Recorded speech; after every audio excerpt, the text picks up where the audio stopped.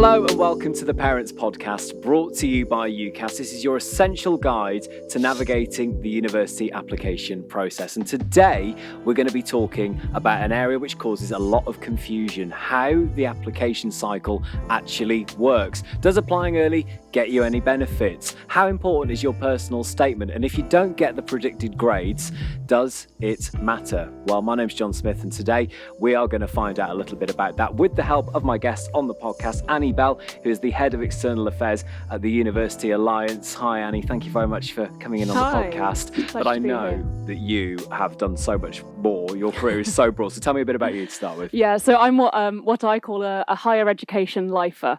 I've been working in the university sector for pretty much my entire career. I started out in students' unions, actually working with university students at the University of Bristol Students' Union and then the National Union of Students.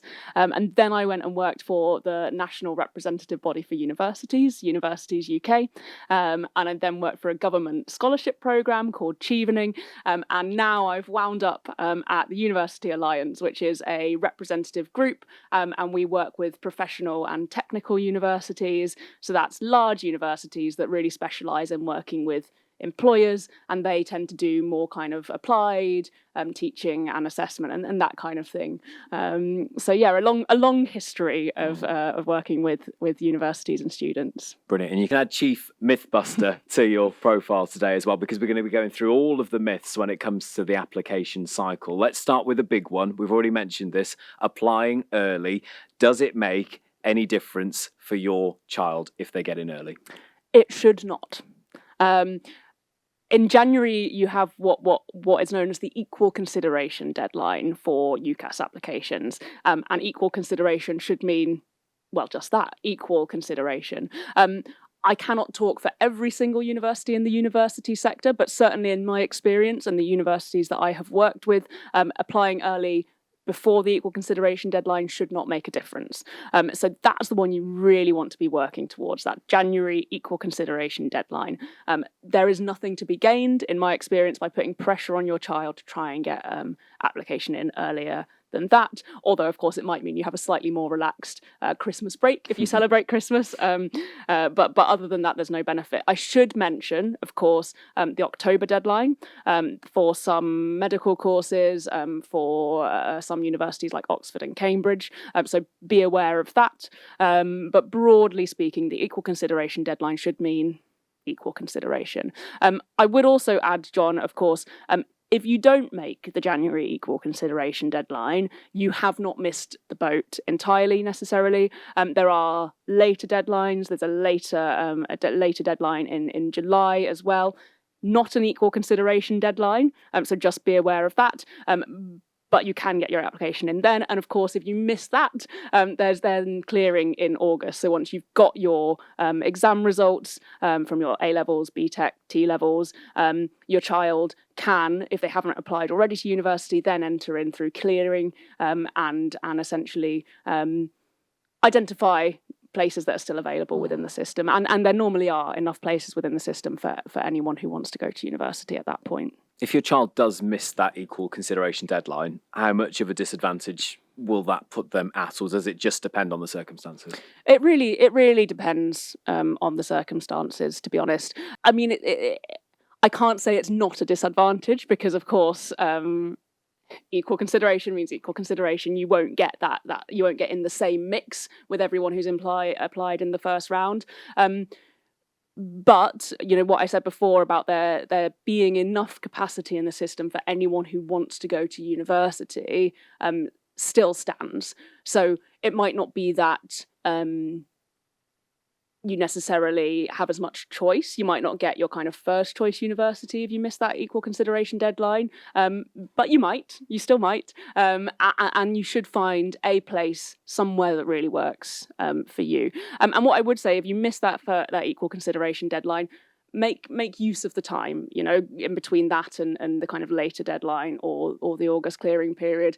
Go out and visit some universities, kind of work out what does and doesn't work for your child, work out what they really want, make the most of that time so that they're going into that kind of clearing period, for example, with a really good sense of what they want. And I guess just marking them on the calendar as well and just knowing when those dates are is a good place to start. Yeah, if you've got a calendar on your kitchen wall, get those dates circled. A big part of that application process will be the personal statement. We're going to talk about lots of other parts of the process as well, but personal statements, can you give me a sense of just how important they are for your child as a part of this process? Yeah, they're important. Other parts are important as well. Your predicted grades, for example, whether or not your child kind of meets the grade requirements for a course could be an early kind of filtering system for a university, but they're not necessarily everything. A university might look at if there are extenuating circumstances, for example, or if you've written a really good personal statement. Some courses might kind of be willing to overlook predicted grades if they feel actually this person is a really good fit for this course. And there are variations by subject as well, subject and by university. So subjects like medicine, for example, I think that the predicted grades are probably more important. And then subjects where the sorts of subjects that aren't necessarily assessed and taught in the same way as, A-levels, for example, then the predicted grades can only tell the university so much, and they might then go and look at the personal statement to get a more kind of rounded view of who your child is as a person. And then you have other elements as well. So if your art subjects, for example, there'll be the portfolio. And that is actually probably the most important element for art subjects. So it depends a little on the course, on the university. But I would say that broadly speaking, across the board, the personal statement is a really important element. And it is the chance for your child to really shine.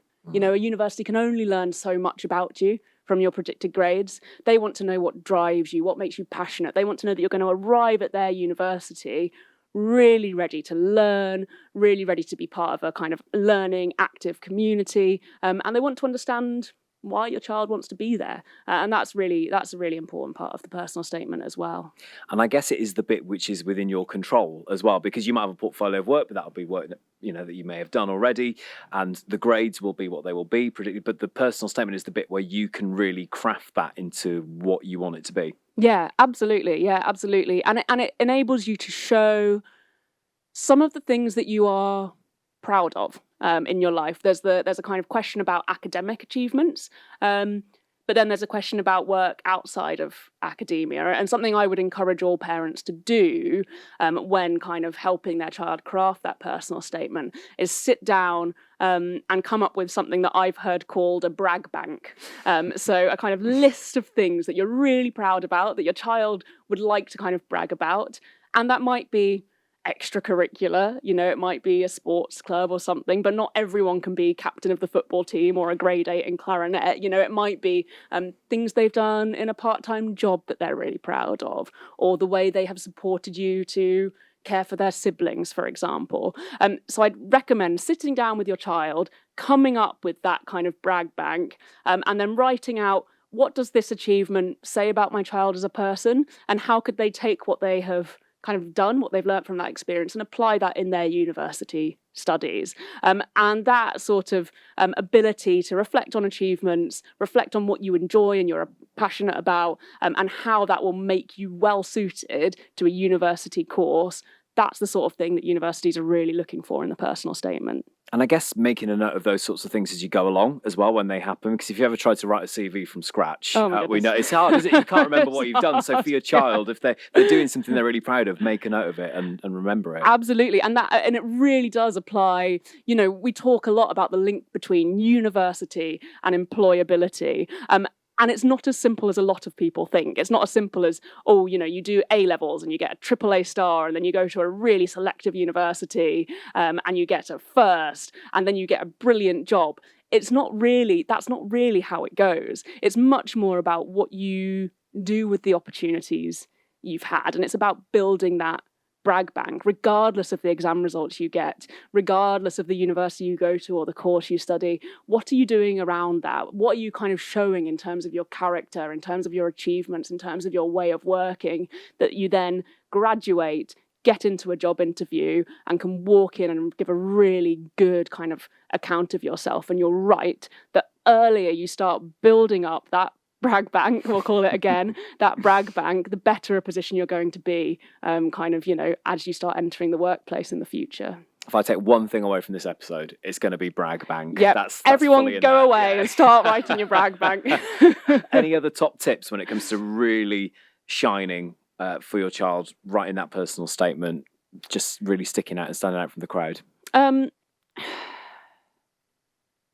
always a little reluctant to give tips when it comes to things like personal statements, because actually, when it comes to standing out from the crowd, the best thing you can do is be yourself. I remember when I wrote my personal statement many, many years ago, quoting a Salman Rushdie quote from a famous book at the opening of my personal statement. And I look back on that and cringe now, because I think I must have been one of about 10,000 people who did the exact same thing.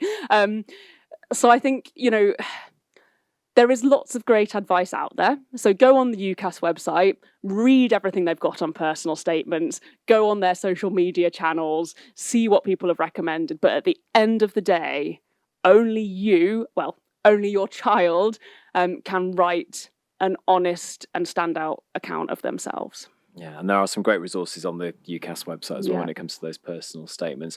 We've talked a little bit about predicted grades, and it can be quite scary, when your child gets them back and looking at them. What happens if perhaps they are a bit lower than you or your child were expecting? Look, that can happen, and it feels stressful at the time. I would say a couple of things. Firstly, remembering what I said before about personal statements, about portfolios, predicted grades are a really important part of the picture, but they're not the only part of the picture, and universities will take into account your personal statement, other achievements outside of academia, and also extenuating circumstances if there are any. But I can't tell you that if you don't get the predicted grades, you need to meet the grade requirements of a certain course that you will definitely get onto it. You may not, your child may not.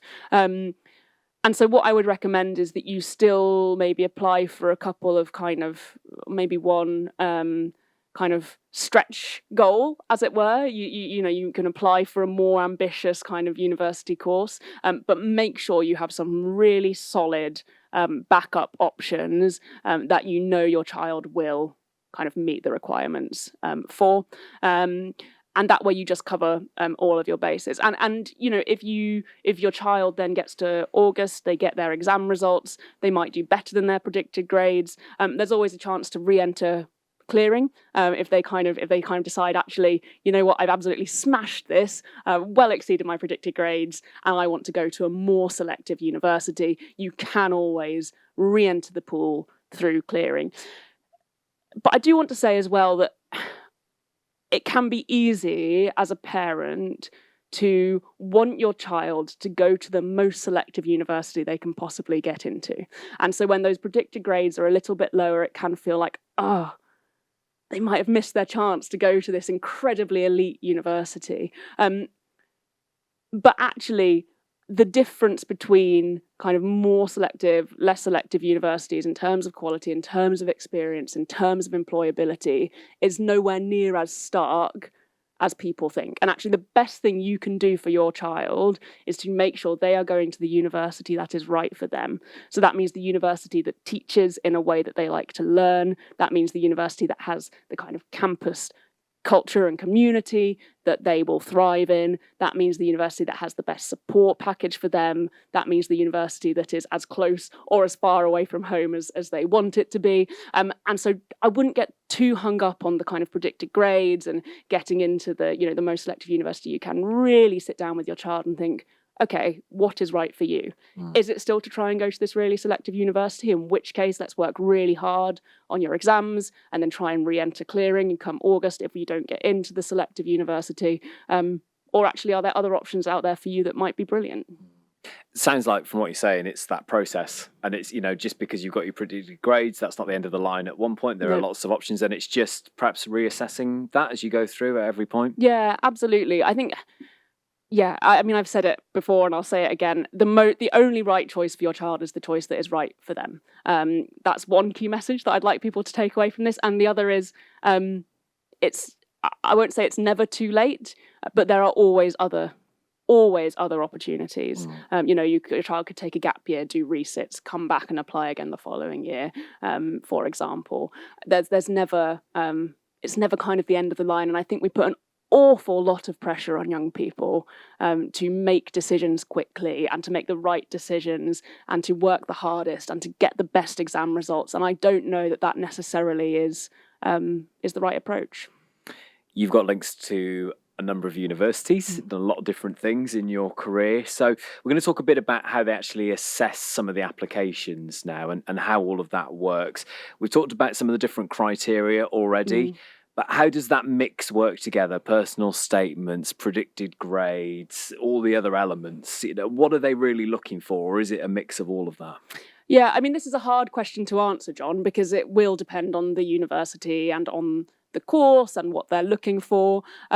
Broadly speaking, the kind of predicted grade piece and the grade requirements act as a sort of initial filter. Okay. And then the personal statement or the portfolio for arts courses will help the university to really understand the individual, to understand how they're going to fit in with the course, to understand whether or not they're motivated enough to do the course. And then some courses will have interview stages, or again for arts subjects there'll be maybe a portfolio review where you kind of come in and you bring your portfolio and you show it, and the kind of the different weight that's given to each of those elements will again vary depending on the course. And it might be that if you're kind of close on the predicted grades, an admissions tutor might read your personal statement and think, actually this person is brilliant and we want them here regardless of grade.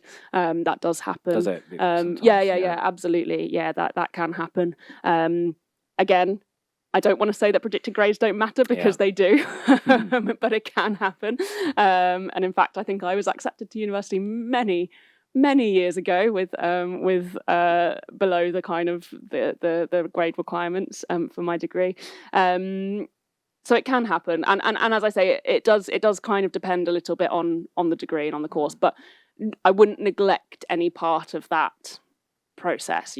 Predicted grades, personal statement. They will look at it all. One thing we haven't really talked about very much is extracurricular activities. Are they important in the mix as well? Yeah. So I mean, coming back to that brag bank idea,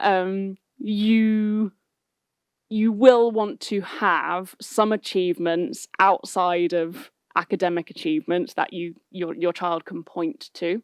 And in fact, on the UCAS personal statement form, there is a question specifically about non-academic achievements. But look, everyone knows that not every family has the resources to send their children to after-school activities every day of the week. And so there are kind of other things that you can do there. So yes, extracurriculars are important because they can be a way of showing off your skills. I was captain of the hockey team for my local county, and these were the skills that I showed there. This is what I learned. This is how I will apply that in my degree.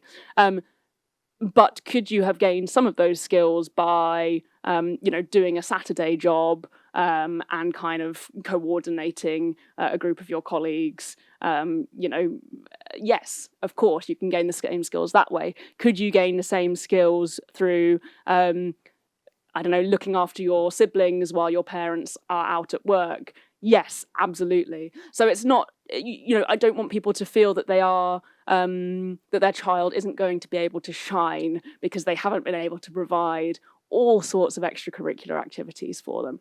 Everyone has some achievements, some things that they can be proud of outside of school. It's just about finding what those things are.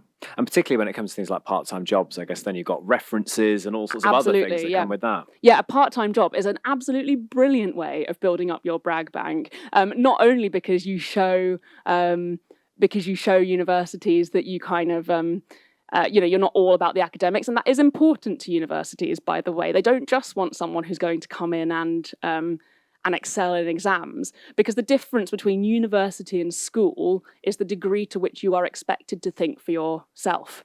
And so they need to see that you are capable of doing that. You're not just following your curriculum. You're not just, getting the answers right in an exam. You have that kind of ability to self-direct. And a Saturday job or a part-time job is an absolutely brilliant way of doing that. You will have responsibilities that you are expected to deliver without necessarily constant supervision, without a kind of step-by-step guide to getting it right. So that's a brilliant way of showing that you're ready for university. And of course, you can then take that on into job interviews after university as well to show you have a little bit of professional experience. We're trying to bust some myths. Bust some myths on the podcast today. So are there any common misconceptions about the selection process, would you say? Or perhaps what do you get asked about most, Annie? So at University Alliance, we've been working on a project with UCAS, actually, called the Uni Myths Busted campaign. You can find out all about it online. And as part of that, we did some research into the things that most concerned young people who were thinking about applying to university. And one of the highest concerns was about not getting good enough grades at kind of A-level, B.Tech, T-level level. Really high levels of concern about that. And as we've talked about, predicted grades, they're important. Universities will look at them. But the level of concern about how you perform at the age of 18 and the impact that will have on the rest of your life, I find really worrying. So at University Alliance, we've done some research with employers, asking them what they actually look for. And if you speak to 18-year-olds, it would appear that they believe that really, unless they get the highest possible grades at level 3 and go on and study at the most selective possible university and study the right course, maybe a science course or an engineering course, then they're going to really struggle in their future careers. And if you go and talk to employers, what they say is, actually, we kind of don't really care about any of that. What we care about is what people have done with the opportunities they've had. What is in their brag bank, for example? When they were at university, did they step up and lead that group project? Did they do an extracurricular where they were responsible for, leading a group of people to produce a play, for example? How have they shown that they can think creatively and outside the box? That's what they're looking for. It's so much more nuanced than get the best possible grades or you're kind of doomed for life. And it really worries me when I hear young people talking about their futures like that, because I just don't think it's that clear cut, and there are always opportunities. Ultimately, you have to be at university for 3 years. And if you want to get the most out of it, to be able to then walk into a job interview and say, look what I did, then you have to be doing something you enjoy. That's the most important thing from my point of view. Let's talk a bit about some of those different routes and maybe the myths around that. So applying for university, maybe at the same time as thinking about an apprenticeship. How does that work? What are the options if perhaps your child or the young person in your life is thinking about either at the same time? Yeah, so you absolutely can apply for a university degree and apply for an apprenticeship at the same time. And in fact, we would encourage you to do it. I would encourage your child to do that. Apprenticeships are brilliant. They offer you the chance to learn, to gain a qualification while working, while earning. Your degree or your further education qualification are paid for. But they are a job. You are essentially doing a almost full-time job and studying alongside it, and it is hard work. And so, I would urge you to have the conversation with your child if they're thinking about an apprenticeship, and make sure that they're prepared for that. And a university degree is a really big investment as well. And so it's a really it's a really interesting thing to kind of weigh up. So I think, go for it, put applications into both. You can apply for universities through UCAS, and UCAS also have on their site a really comprehensive list. I believe the most comprehensive list anywhere on the internet of all the apprenticeship opportunities in the UK.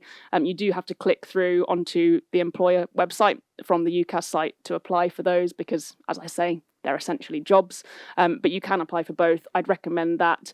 In terms of making your mind up between an apprenticeship and a university degree, I mean, I should caveat this by saying if you do a degree apprenticeship, you are essentially doing both of those things. Yeah. But deciding between an apprenticeship, a degree apprenticeship, and a straight kind of university degree, the best thing I think you can do is talk to people who have done each of those things, or encourage your child to speak to people who have done each of those things, because that's how you get kind of honest insight into what it's really like. And UCAS have all sorts of kind of stories from apprentices and from university students, but you can also go on tools like UniBuddy, or even just on Instagram or TikTok. There are all sorts of people out there who are kind of mapping and telling their university or apprenticeship story, and I think the most important thing you can do is support your child to get some first-hand accounts. And I guess while your child can do both of those things alongside each other, there will then come a point though where they may be offered a job, maybe offered an apprenticeship, or those offers might come through for university, and they might not necessarily marry up at the same time. So you're going to have to make a decision, or certainly they're going to have to think about which route they want to go down. Yeah, I mean, yes, that is the drawback in applying for both routes is, of course, there will come a point where you have to make a decision, and you won't get the offers simultaneously. So you may have to kind of make a decision. You may have to make a decision before you know exactly what the offers are. I think the best you can do is kind of support your child to really understand both routes before that kind of decision point comes. How would you best say is the way of doing that? Opening up a conversation? How do you think the best way of supporting them is through that?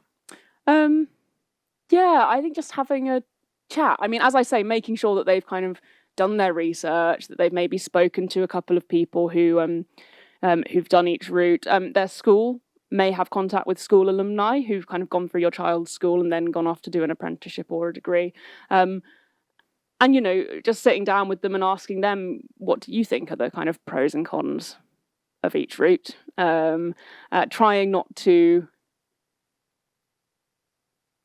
to allow your child to kind of lead and guide the discussion rather than, maybe kind of introducing too many of your own preconceptions, I think is really, really important.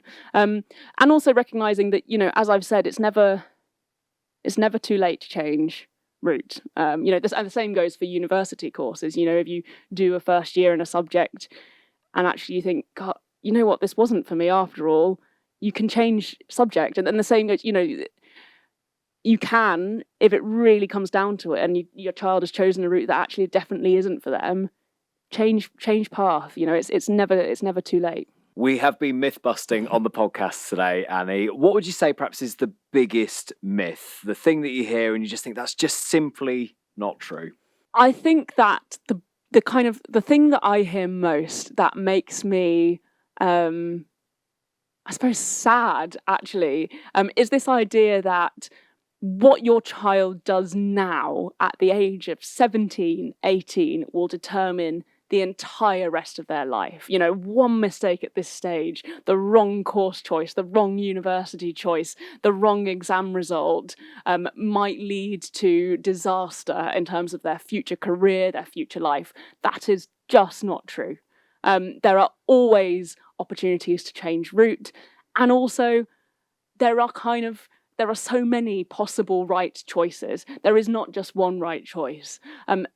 So I think my key message to parents listening to this is just to stay calm, relax, and help your child stay calm and relax. Because if if my research that I've done through University Alliance has told me anything, it's that young people feel themselves under enormous pressure to perform at this stage in their life and to make the right decisions at this stage in their life in a way that I certainly don't remember feeling when I was their age. And I think the most important thing that any parent can do is just tell your child it's going to be okay.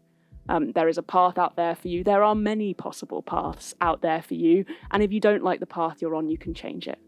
So just relax, be calm, take your time, make the decision that feels most right to you in the moment.